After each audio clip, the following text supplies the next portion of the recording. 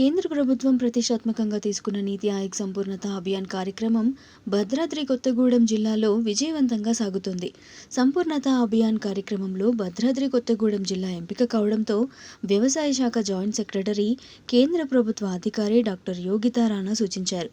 ఈ సందర్భంగా ఐడీఓసీలో కలెక్టర్ జితేష్ వి పాటిల్తో కలిసి వివిధ శాఖల జిల్లా అధికారులతో నిర్వహించిన సమీక్షా సమావేశంలో మాట్లాడారు. అధికారులు ప్రత్యేక దృష్టి సారించి జిల్లా అభివృద్ధికి తోడ్పడాలని సూచించారు.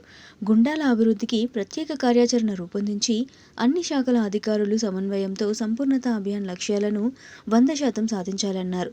ఇంటింటి సర్వే నిర్వహించి అంగన్వాడీ కేంద్రాల ద్వారా పిల్లలకు పోషకాహారం అందించాలన్నారు.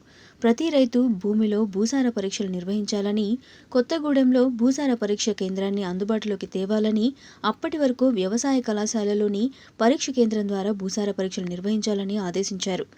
జిల్లాలోని గ్రంథాలయాల్లో అంధ, మూగ, చెవిటి పిల్లల కోసం ప్రత్యేక ఛాంబర్ ఏర్పాటు చేయాలని యోగితా రాణా సూచించారు. అలాగే మిగతా కొన్ని వర్క్స్ ఇప్పుడు చూడడానికి వెళ్తున్నాం.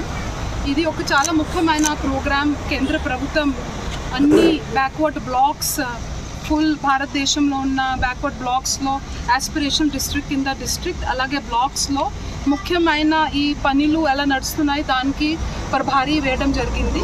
దాని క్రింద భద్రాచలం, కొత్తగూడెం నేను ఒక ప్రభారీగా నియమికాయను. ఇది నా మొదటి రివ్యూ ఇక్కడ.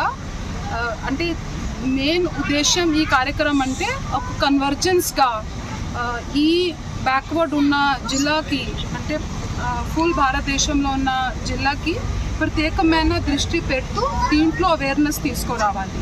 సో ఇది ముఖ్యంగా ఎడ్యుకేషన్ క్రింద, హెల్త్ క్రింద, స్కిల్, లైవ్లీహుడ్ క్రింద, ఇదే విధంగా ఎంత ఫైనాన్షియల్ ఇంక్లూజన్ ఉంది దాని క్రింద కొన్ని పనులు ఒక ఫార్మాట్ ఉంటుంది.